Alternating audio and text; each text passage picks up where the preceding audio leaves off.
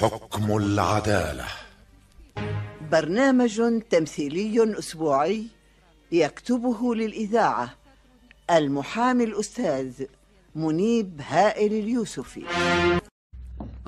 هي البيت 4 وصوفة ومنتفعاتهم مثل ما شفتوا قدامكم. يا سلام، والله البيت مرتب، ما عليه حكي بنوبها. طبعا عمي البيت مثل ما شفتوا قبلي شرقي شمالي، الشمس عم ترقع فيه كل الشتاء، والله وكيلكم الله وكيلكم ما بنحتاج نشعل صوبيا الا ما ندر. اخي مبين قلنا لك البيت مرتب. شو قلت استاذ سامر؟ والله يعني البيت ما عليه حكي مزبوط، بس ما بدنا نعرف بالاول قديش طالب فيه. اخي بس تعتمد ما بنختلف بنوب، نحن كمان قلنا موني على الاخ وليد، مو هيك اخي وليد؟ ولو انت بتمون على الروح اخي عزام. ريش شو رايك؟ هو البيت حلو، ما عليه كلام بنوب، يمكن بده شوية دهان. ايه شغلة الدهان لا تحكي فيها هلا، البيت بده شوية حوصة. شو قلتي هلا؟ بس مو بعيد شوي عن البلد سامر؟ عدم المؤاخذة مدام، ولو دخلت بالحديث بيناتكم يعني تفضل أخي سامر. تفضل. اليوم ما عاد حدا بحس إنه بعيد، ولو كان ساكن بآخر الدنيا أو بقلب المدينة، الكل صار بده سيارة. لك أخي السرافيس والتكاسي الحمد لله ما عم تنقطع. أخي البيت لقطة. شو قلت أخي سامر؟ بس طلع فيني إيه؟ بدك تيجي من يمي. لا ولا يهمك.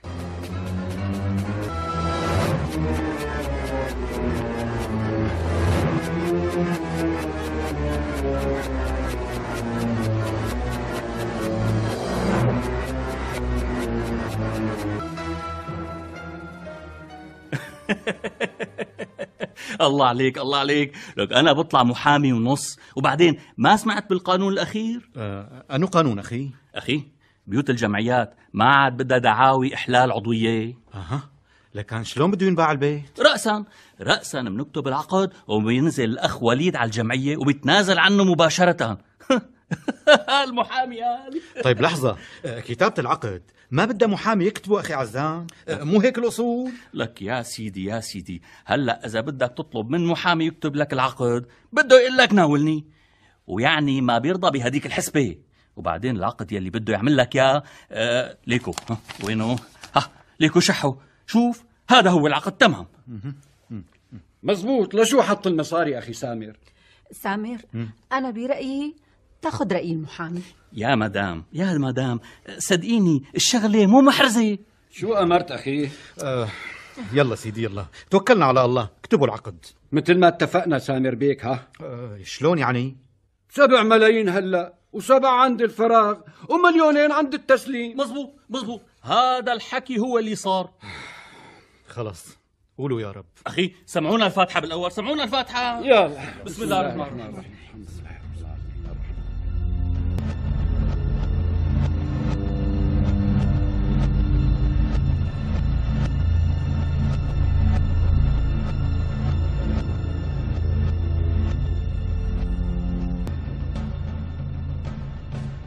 لك خبطة العمر 14 مليون، خبطة واحدة، فرد مرة 14 مليون. فايزة طقة واحدة. تفضلي شوفي تفرجي شلون الأرنب فوق الأرنب، شوفي بتكحل العين. 14 ولا 400؟ انت عم تحكي جد انك بعت البيت؟ لك بتصدقي انه انا بعت البيت؟ لكن شو قصة 14 مليون؟ اسمعي يا ستي، حتى تعرفي انه جوزك قبضاي وشاقي الارض وطالع. وليد كلمة واحدة، بعت البيت ولا ما بعته؟ بعته وما بعته. ايه شو حزيرة هي؟ لا. لكن شو اللي عم تحكيه، بعته وما بعته؟ هون الشطارة. وليد داخلي منك. لا يضيق خلقك ولا شيء. تعالي عادي هون جنبي حتى فهمك شو قصة 14 مليون.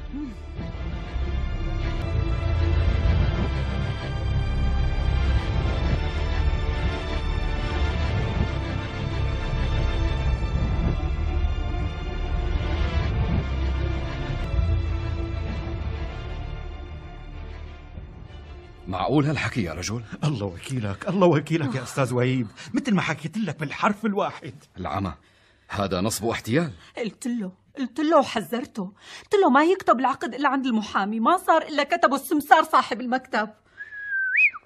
شغلة فظيعة جدا. أستاذ عمار يا أستاذ عمار.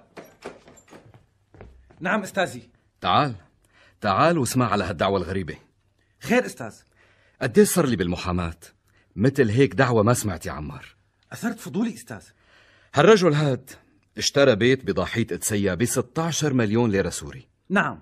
دفع 7 عند توقيع العقد و7 وقت التنازل بالجمعية. بقي من حقه 2 مليون. مو على 2 مليون يا أستاذ عمار، لكن أستاذ على ما يسلموا البيت. من قيم دعوى استرداد حيازة أو طرد غاصب. يلي عمله البائع راح وثبت طلاق مرته بتاريخ سابق، وإنها يعني مرته مستأجر البيت منه بعقد خطي مثبت بالبلدية وبتاريخ سابق كمان، ولمدة 20 سنة. يعني هو باع البيت من هون وسكن مرته بالبيت من هون على أساس إنها مستأجرة بتاريخ قبل البيع. والأنكى من هيك، وشو في كمان؟ مكتوب بالعقد إنه المشتري عاين البيت وقبل فيه بالوضع الراهن. يا لطيف. شو رأيك بقى؟ هات افتي لي اياها لشوف، اسمك محامي متدرب. هذا أستاذي بوصف القانون احتيال، من قيم دعوى احتيال. الله لا يوفقه. بكرة بيزعم قدام القضاء انه باع البيت على اساس مؤجر لمطلقته فايزة، يعني فايزة مستأجرة البيت من قبل ما يتطلق. ومرته لحالها ساكنة بالبيت؟ ايه، هي وبنتها الصغيرة. ما عندها غيرها؟ بنت وحدة بيطلع عمرها شي 13-14 سنة تقريبا. مشكلة. هلا شو بيطلع علي اذا رحت وقتلته يا استاذ؟ شو بيطلع علي؟ طول بالك سامر. بيشنقوني. ايه شنقوني سيدي. المال والله بغلاوة الروح يا استاذ غالي. لا حول ولا قوة الا بالله. هات سمعني شو رأيك استاذ عمار؟ والله ما بعرف شو بدي اقول لك يا استاذ، انت استاذنا ولازم يكون لها حل عندك. فعلا لها حل. انا بعرضك يا استاذ، بعرضك. بتعمل مثل ما بقول يا سيد سامر؟ انا بأمرك. لكان اسمع شو راح افهمك.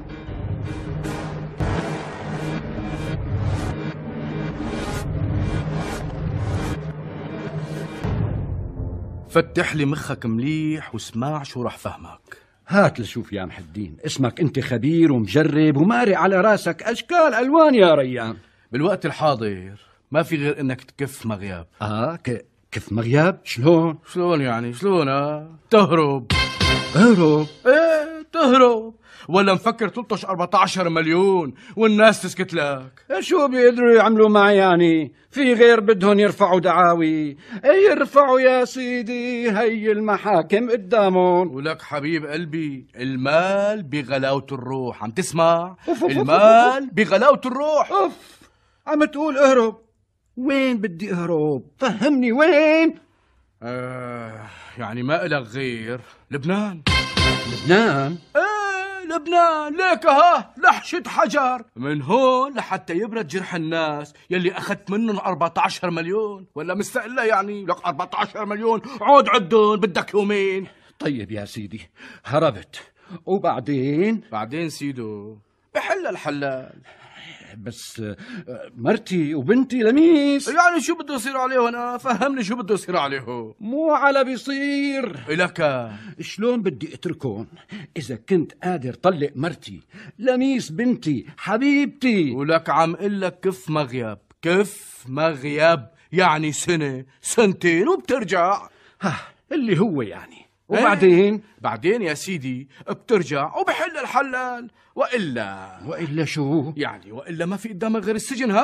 وإذا دخلوك السجن ما بتطلع غير بقدرة قادر. عم تفهم علي؟ بقدرة قادر. العمى مثل ما عم فهمك. ولا تنسى أبو خالد هو اللي عم ينصحك. شو؟ وانت قلت يا محي الدين ما عاد في وقت. ما عاد في وقت بنوب.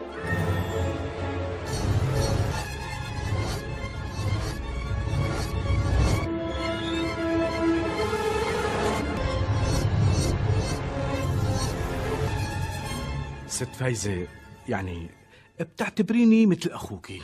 ايه، وأعز إن شاء الله. شو بيلزم خدمة، غرض، أي شيء بتحتاجيه أنا جاهز. تسلم يا أبو خالد. بتعرفي يعني وليد وصاني فيكي قبل ما يسافر هيك كوميات.